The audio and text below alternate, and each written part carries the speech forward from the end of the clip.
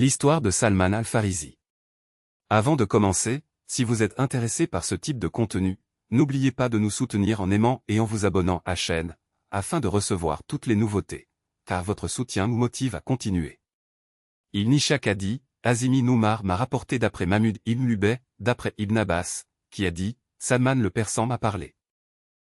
J'étais un homme du peuple de Perse, du peuple d'Asbahan, d'un village appelé J, et mon père était le maître de sa terre, et il m'aimait beaucoup, et il n'aimait rien de sa richesse ou de son fils, donc son amour pour moi a continué jusqu'à ce qu'il m'enferme dans la maison comme une fille esclave.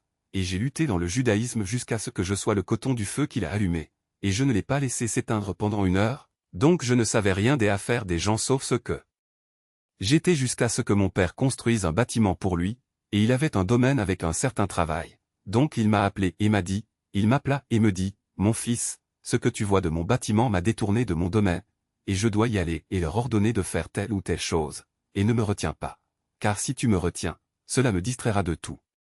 Je me rendis donc à son domaine, et je passai devant une église de chrétiens, j'entendis leur voix, et je dis, qu'est-ce que c'est? Ils répondirent, les chrétiens. Mon père m'envoya chercher dans toutes les directions jusqu'à ce que j'arrive chez lui le soir, et je ne suis pas allé dans sa propriété. Où étais-tu? J'ai dit, je suis passé près des chrétiens, et j'ai aimé leurs prières et leurs supplications. Il me dit, mon fils, ta religion et celle de tes pères est meilleure que la leur. J'ai répondu, non, par Dieu, elle n'est pas meilleure que la leur, ce sont des gens qui adorent Dieu, l'invoquent et le prient, tandis que nous adorons un feu que nous allumons avec nos mains et qui meurt si nous l'abandonnons. J'ai alors envoyé dire aux chrétiens, où est l'origine de cette religion que je vois chez vous? Ils m'ont répondu, au Levant. J'ai dit, si des gens viennent à vous de là-bas, donnez-moi la permission. Ils ont dit, nous le ferons. Ils ont dit, nous le ferons. J'ai dit, si des gens de là-bas viennent vous voir, donnez-moi la permission. Ils ont dit, nous le ferons. J'ai dit, qui est le meilleur des gens de cette religion? Ils ont dit, l'évêque qui possède l'église. Je suis allé le voir et je lui ai dit, je voudrais être avec vous dans votre église, y adorer Dieu avec vous et apprendre de vous ce qui est bon. Il dit, soyez avec moi. Il dit, j'étais avec lui, et c'était un homme mauvais qui demandait la charité et encourageait les gens à la lui donner, et lorsqu'il la recueillait pour lui, il la conservait et ne la donnait pas aux pauvres, et je le haïssais beaucoup à cause de ce que je voyais de son état. Ils dirent, quel est le signe de cela? Je répondis, je vais vous montrer son trésor, je sortis cette corbeille pleine d'or et de papier, et lorsqu'ils virent cela, ils dirent, par Allah, il ne sera jamais enterré, et il n'y a pas de raison pour qu'il soit enterré, par Allah, il ne sera jamais enterré. Alors ils l'ont crucifié, lui ont jeté des pierres et ont fait venir un homme à sa place.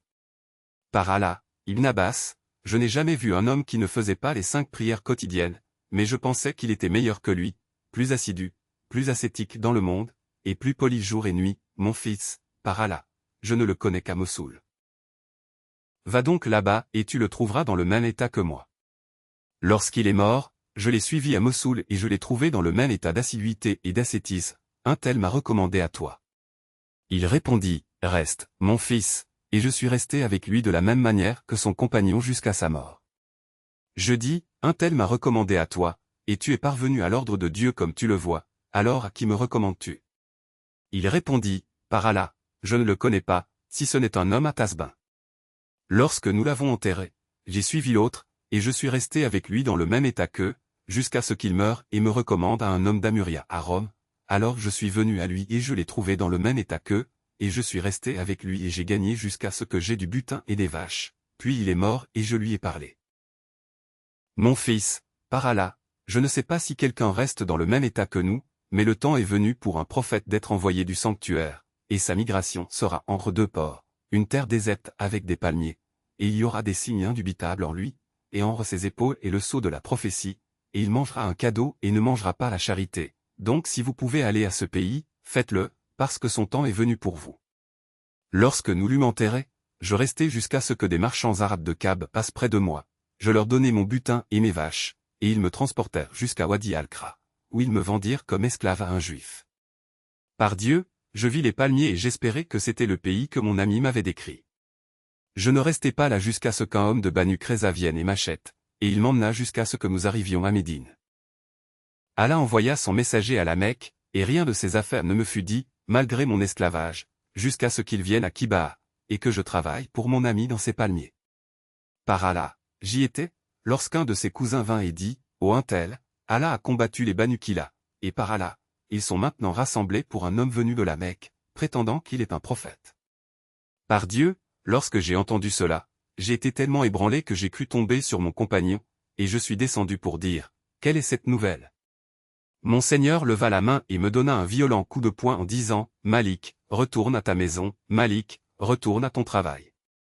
Lorsque le soir arriva et que j'eus un peu de nourriture, je la pris et me rendis auprès du messager d'Allah, qu'Allah le bénisse et lui accorde la paix, alors qu'il était à Kabaha, et je lui dis, j'ai entendu dire que tu es un homme vertueux et que tu as des compagnons avec toi. J'ai entendu dire que tu es un homme juste et que tu as des étrangers avec toi. J'avais quelque chose à donner en charité et j'ai pensé que vous étiez les personnes les plus méritantes de ce pays, alors je l'ai donné, mangé, et je me suis dit, c'est l'un d'eux. Puis je suis reparti et le messager d'Allah, qu'Allah le bénisse et lui accorde la paix, s'est installé à Médine, alors j'ai rassemblé quelque chose et je le lui ai apporté. J'ai dit, c'est un cadeau. Il a mangé et ses compagnons ont mangé, alors j'ai dit, ce sont 2 bagues.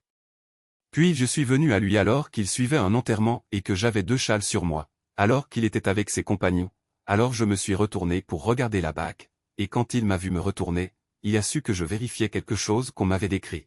Tourne-toi, Salman, comme ça. Je me retournai et m'assis entre ses mains, et il aimait que ses compagnons entendent ce que je lui avais dit, alors je lui racontai, ô Ibn Abbas, ce que je t'avais raconté. Lorsque j'eus terminé, il dit, écris, Salman. Les compagnons du messager d'Allah, qu'Allah le bénisse et lui accorde la paix, m'ont aidé avec 30 wadiyas, c'est-à-dire de petits fazils. 20 wadiyas et 10 wadiyas, et le messager d'Allah, qu'Allah le bénisse et lui accorde la paix, m'a dit, creuse pour cela, et si c'est fini, alors donne-moi la permission pour que ce soit moi qui le mette dans ma main. J'ai donc creusé et mes compagnons m'ont aidé, je creusai à l'endroit où il serait placé jusqu'à ce que nous l'ayons achevé, et il sortit avec moi pour que nous le portions jusqu'à lui, qu'il le mette dans sa main et qu'il le nivelle, et par celui qu'il a envoyé, aucun d'eux ne mourut. Un homme de métal vint à lui comme un œuf d'or, et il dit, où est le persan? Je l'appelai et il me dit, prends ceci et paie ce que tu dois, prends ceci et paie ce que tu dois. J'ai dit, au messager d'Allah, qu'est-ce que cela représente par rapport à ce que je dois? Il a dit, Dieu paiera pour toi avec cela. J'en aurais pesé 40 onces et je les leur aurais payées. Et Salman a été libéré. L'esclavage m'a emprisonné jusqu'à ce que je manque Badr et Uhud, puis j'ai été témoin de Kandak, et ensuite je n'ai pas manqué une scène avec lui. Si vous avez aimé la vidéo ou si vous l'avez trouvée utile, n'oubliez pas de cliquer sur le bouton « J'aime », de vous abonner à la chaîne et de partager la vidéo avec vos proches. Merci pour votre soutien et vos encouragements.